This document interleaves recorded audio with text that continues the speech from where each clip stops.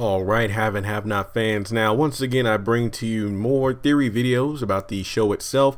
Sorry, this video was actually supposed to be posted earlier today, but for some reason, it seemed like the workers at the apartment were cutting grass outside of my window from like 8 a.m. to like 1 p.m. Like it's literally 1:30 p.m. when I'm recording this, because I don't know why did the grass keep growing back within minutes. I don't know.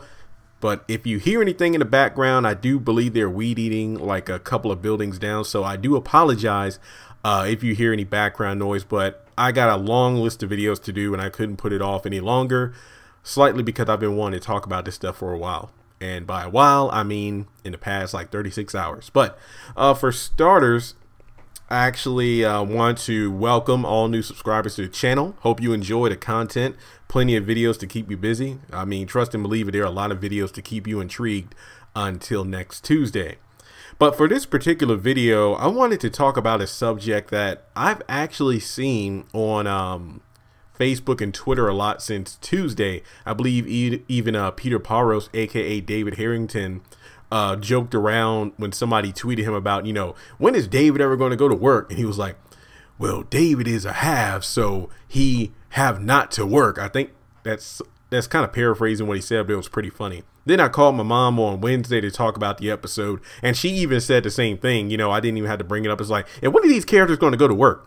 So I want to do a video to the best of my ability to kind of break down why these characters really aren't going to, well, their jobs, because I want to base it off things we know from the series as a whole. And also keep in mind that I did a video talking about how much time has passed on the haves and the have-nots, and by my estimation, it's only been about maybe 2.5 months at best from the beginning of the series to where we are in the present. So we haven't even went 3 solid months on the haves and the have-nots. The show itself should still be set in 2013, unless Tyler Perry changes everything or makes an official announcement. The show itself, it is 2018, but the show itself is still in 2013. Crazy, right? So with that being said, let's dive into it. Now, what I'm going to do, I'm really going to focus on the major characters like, you know, Jim, Catherine, David, Veronica, Hannah, and maybe some of the kids like, you know, Benny and Candace. But really, this video shouldn't be too long because I can understand it. I can understand completely if some fans are kind of confused about why these characters aren't, you know, clocking in or, you know, doing whatever they do to make money. Let's just break it down here. For one, we know that Jim and David were both judges, and just judges, right? You know, that's how they made their money.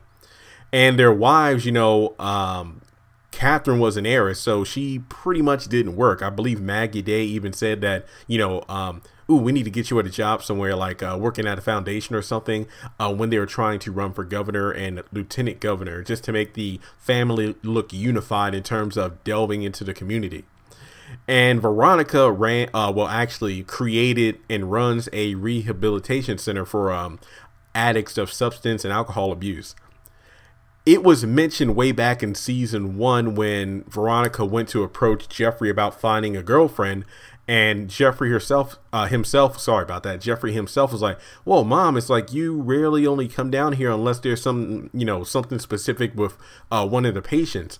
And that actually makes sense because, you know, Veronica owns the facility, meaning that she has plenty of workers and employees to run the place when she's not there. I mean, for a lack of a better example, and I do apologize for anybody who doesn't really know the world of comic books and whatnot, but for any nerds out there like myself, you'll get it. Bruce Wayne runs and owns Wayne Enterprises. You know, he inherited that from his parents after they were killed. And Lucius Fox, who's kind of like, in my mind, the Alfred of the business, like Alfred is at the Wayne Manor, he actually runs the business while Bruce Wayne is off doing, you know, well, Batman stuff. So even though he owns the company, he doesn't run the day-to-day business. He can go about doing what he wants and then appears for, like, you know, stockholder meetings and making public appearances and things of that nature. That's kind of how I see Veronica with her rehabilitation center. She only appears when necessary, but it's collectively making money.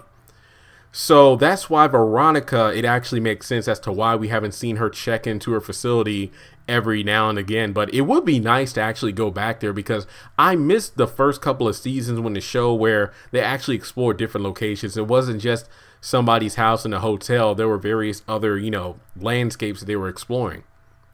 So that's why Veronica herself isn't working a day job, because remember, she is a millionaire thanks to her facility. Now, when it comes down to Jim and David, remember, they left their benches as judges in order to run for the governor's mansion. So they pretty much moved from, you know, going to the courthouse like every episode to, okay, we need to find, okay, Maggie Day's our manager. Let's go ahead and establish his campaign office. And then during that arc, we know at the very end, that's where they got arrested by Jennifer. And then ever since then, it's been one series of misfortunate events after another, from house burnings, murders. So when it comes to the haves, remember, Jim and David both made money on the bench, but it could be argued that their wives had a lot more money than they did. You know, Catherine being an heiress and Veronica making millions from, of course, creating her rehabilitation center. So that's pretty much why all four of them don't go to their day-to-day jobs. Now, when it comes down to Hanna, I think it goes without saying that, you know, we know she's currently unemployed. She said she would think about going back to work for Catherine, but she said she might go to school in order to become a nurse or something like that. So really, Hannah's employment is kind of up in the air, but it could be argued that out of all the characters on the show, we've seen her the most at her job, which was being a maid for the Criers, at least during season 1. The back half, wait, she actually didn't work for Catherine at all during season 2, if I'm not mistaken, because she was in the hospital with Benny. Then in season 3, she came back to work for her, and that's when she found Amanda that morning, because remember, it was towards the end of season 2 where her and Catherine kind of made amends after the whole hit and run thing, and she was offered the job back. Then she left the job again after, when did she leave the job again? Crap, I'm trying to remember. So, one second. Dang,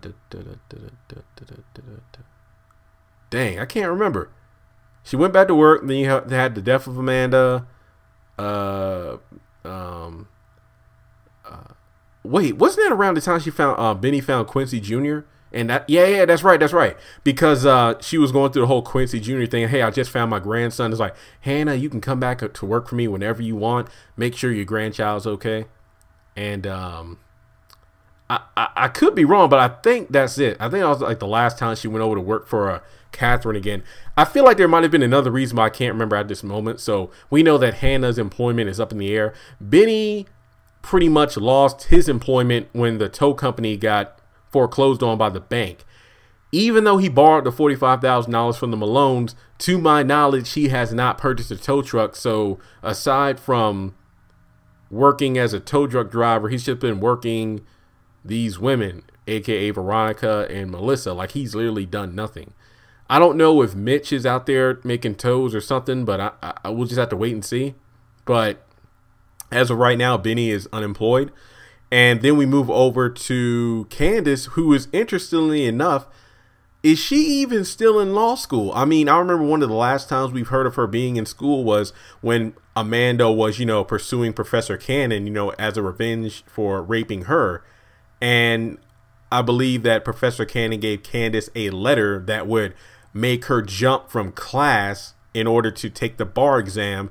If she passes the exam, she would be a lawyer. This was in season 2, but then Jim had the movers come and clean out all of Amanda and Candace's things, so she lost that letter. And it wasn't until like season 4 when she got on the phone and was leaving voice messages to Professor Cannon's phone. It's like, hey, you little freak, I need another letter to help me go to the bar exam. And of course, this was past the time where Professor Cannon was killed by the Malones, thanks to Jim making the phone call. So to my knowledge, you know, Candace hasn't been to class at all. She hasn't taken the bar exam because she wasn't able to gain the letter from Professor Cannon again.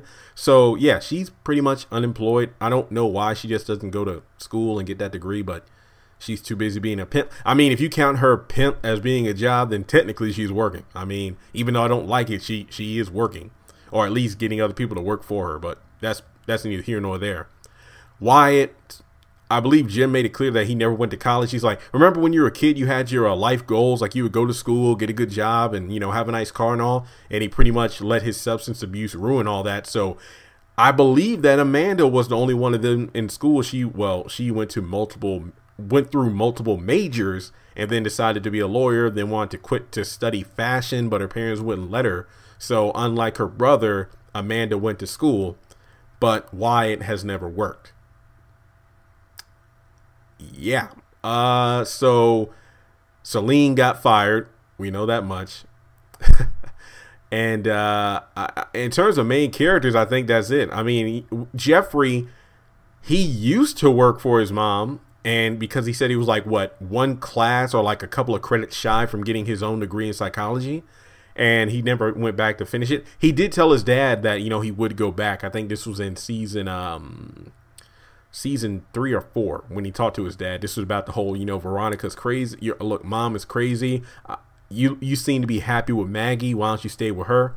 So yeah, Jeffrey hasn't been working at all. So yeah, that's a very good question that fans have been bringing up. But I just want to make you all aware that there are specific reasons why we don't see these people going to their day jobs, but instead they're just getting in more and more drama. But I do kind of miss the first couple of seasons where things felt a bit simpler in terms of the complexity of the story. Now, the story was good. We had some mystery, some build-up, some Easter eggs for storylines being played out later on in the series. But I do miss when this show was somewhat believable and realistic in terms of the links that some of these people will go through. But with that being said, I hope this answers the question of why do any of these characters still go to work? So with that being said, let me know if there are any other characters on the show who you feel I missed in the video. Are there any other theory videos you would like me to do before next Tuesday? Feel free to let me know in the comment section. Hit that subscribe button, and I'll talk to you later.